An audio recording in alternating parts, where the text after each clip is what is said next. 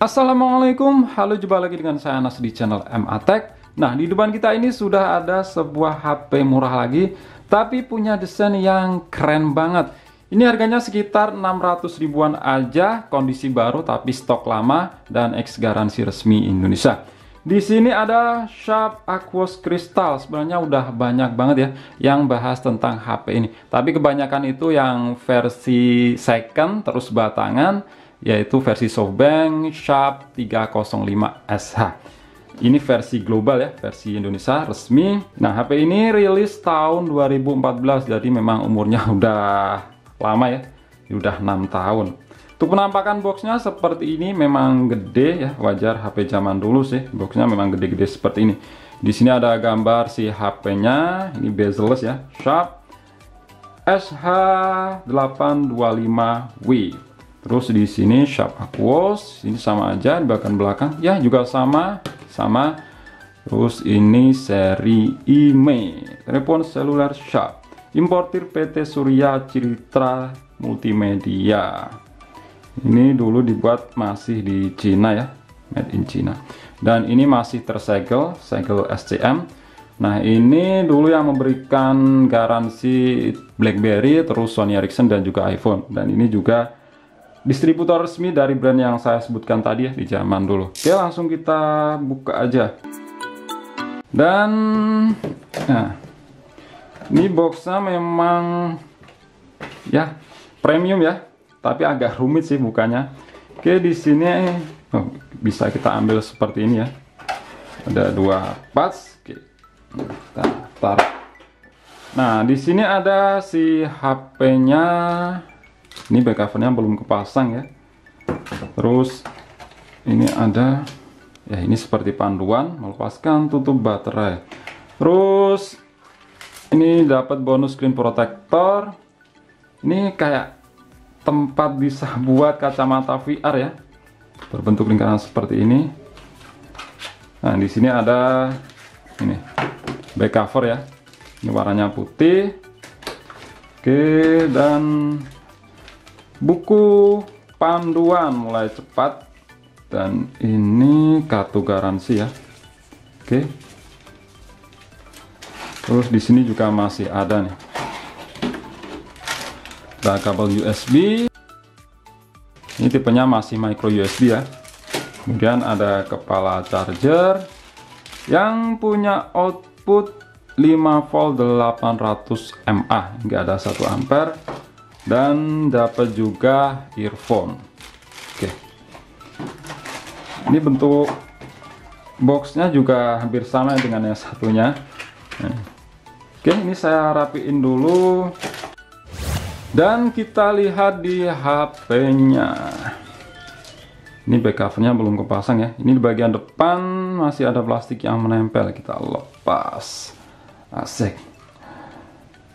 Ini back covernya kita keluarkan. Ada dua warna sih, itu warna hitam dan juga warna putih ya. Saya sengaja pilih warna putih aja. Nah, kita lihat dulu sih di bagian dalamnya. Ya, ini meskipun back covernya bisa dibuka, tapi baterainya nggak bisa dilepas ya, alias tanam. Ini masih single SIM, ya wajar, HP zaman dulu kebanyakan brand-brand besar seperti Sony, Samsung itu ya masih single SIM. Kalau yang dual SIM itu ya HP Cina. Ini tipenya nano SIM, ada slot micro SD, kamera, LED flash. Oke, ini langsung kita pasangkan kartu SIM aja ya. Untuk bahannya, back covernya ini kayaknya agak ngedov ya, tapi warnanya itu putih bersih. Oke, di sini ada lubang untuk speaker dan ada motif titik-titik seperti ini. Di sini ada lubang kecil yaitu secondary microphone. Oke, untuk bagian framenya ini dari metal ya, yang memang solid banget. Dan bagian depan, nah ini bezel-less, ukuran layar 5 inch. Untuk kamera ditaruh di bawah layar, di sini nih kamera. Terus tulisan Aquos, ini sensor-sensor dan LED notifikasi. Oke, kita lihat untuk bagian kanan ini kosong aja ya. Di sisi atas ada tombol power. Di sini ada tulisan Qualcomm 3G atau 4G ya. Dan lubang jack audio 3,5 mm.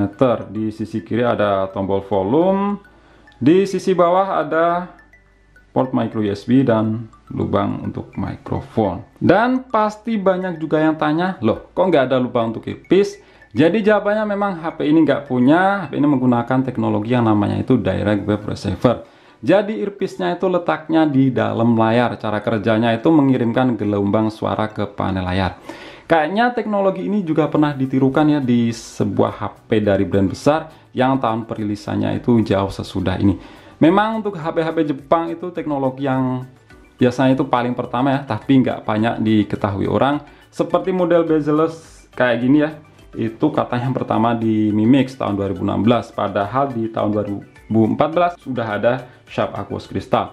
Terus juga sensor pemindai di jari. Katanya yang pertama itu ada si iPhone 5S itu tahun 2013. Padahal di tahun 2012 sudah ada HP Jepang Fujitsu Rexa. Dan juga itu adanya Notes. Katanya yang pertama juga di iPhone. Padahal di HP Sharp Aquos S2 itu sudah pakai Notes. Itu pun Notes-nya kecil ya, yang kalau di zaman sekarang itu bisa disebut dengan water drop Notes. Dan satu lagi ya, itu iris scanner. Katanya pertama itu ada di Samsung Galaxy Note 7 ya tahun 2016, dan itu dengan bangganya. Padahal di tahun 2015 di Jepang sana itu udah ada yang menggunakan, yaitu Fujitsu F04G. Oke, langsung kita nyalakan aja. Dan oke, ini dia tampilan layar utama dari Sharp Aquos Crystal. Nah, di sini sudah saya install beberapa aplikasi tambahan juga. Ada efek keren kalau kita tekan tombol power ya dan masuk di layar penguncian. Nah, di setiap tepian layar ada efek seperti ini nih. Oke, kelihatan keren ya. Nah, di sini launchernya pakai stok Android banget. Nah, di sini juga stok banget, stok Android. Jaringannya udah 4G ya, saya pakai kartu Simpati dari Telkomsel.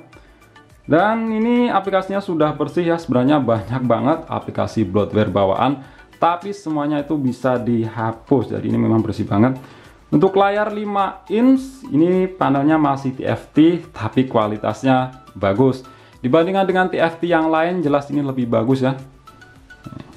Khas Sharp banget lah. Dan memang ini bezel-less banget. Bezelnya tipis banget, lebih tipis dibanding Xiaomi Mi Mix ya, di kanan kiri dan atas. Kalau di bawahnya ya memang agak tebal karena memang ditempati kamera dan sensor. Oke, kita lihat di bagian pengaturan. Ini jelas bahasa Indonesia ya, dan nggak ada aplikasi yang berbahasa Jepang karena ini adalah versi resmi. Di sini pengaturannya juga simple ya, dikit. Terus info perangkat. Versi Androidnya masih 4.4.2. Tahu KitKat.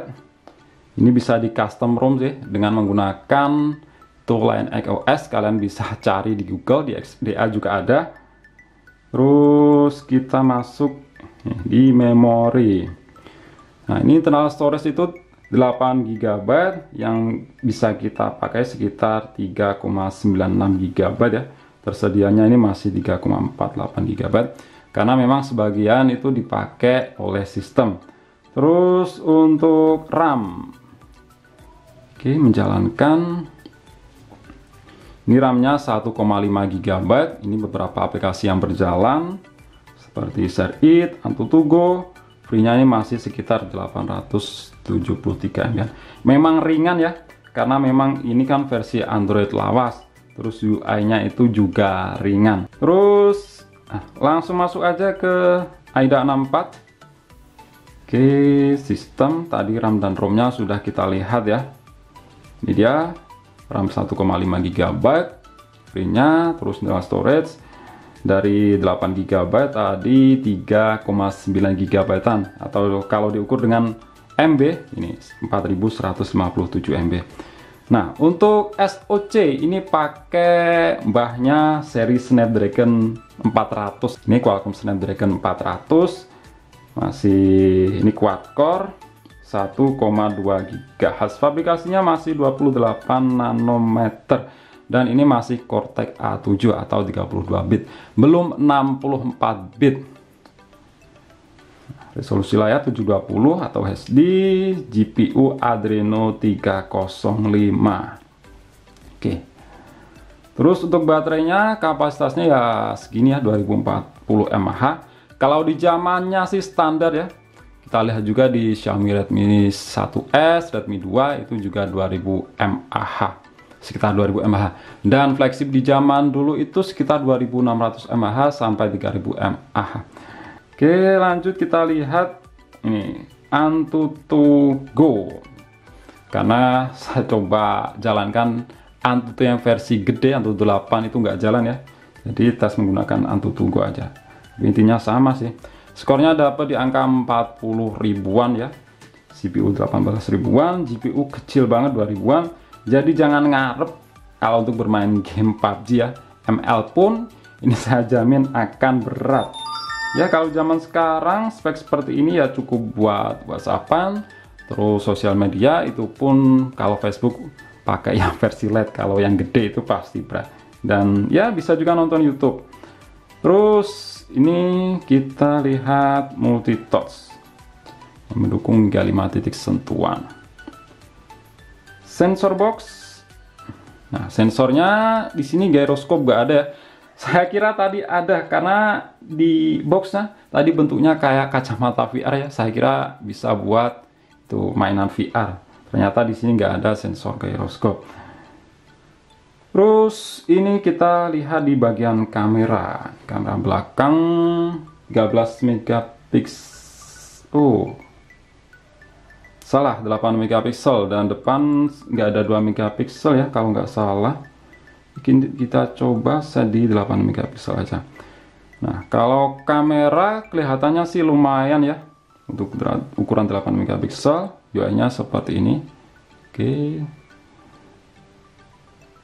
Ini otomatis standar potret. Kita langsung coba jepret aja.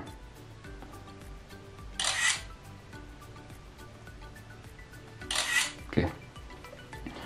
Terus untuk kamera depan, ini kamera depannya letaknya di bawah ya. Jadi kalau gunain itu harus kita balik. Resolusinya depan ini 1,2 megapiksel ya. Kalau gunain ya kita balik seperti ini supaya pas. Dan memang ya jangan berharaplah dengan resolusi segitu apalagi HP zaman dulu. Kalau zaman dulu kan cukup buat itu video callan aja, beda kalau zaman sekarang itu buat berselfie ya. Kita coba jepret. Oke. Sharp Aquos Crystal desainnya memang bagus ya. Ini bagus banget. Compact 5 inch apalagi ini bezel-less ya, sekedar buat ringan-ringanan seperti WhatsApp ini masih oke-oke aja sih ya. Buat gaya-gayaan juga masih bagus banget nih, bezel-less banget. Resmi 600 ribuan daripada kalian beli yang versi batangan second Sharp 305SH itu saya lihat harganya masih sekitar 500 ribuan ya. Mendingan ini kondisi baru full set. Terus ROM-nya juga ROM global bahasa Indonesia dan nggak ada aplikasi bloatware berbahasa Jepang. Oke, sekian dulu untuk video kali ini. Klik like jika kalian suka dan share jika kalian rasa video ini bermanfaat. Kita jumpa di video selanjutnya. Wassalamualaikum warahmatullahi wabarakatuh. Sampai jumpa.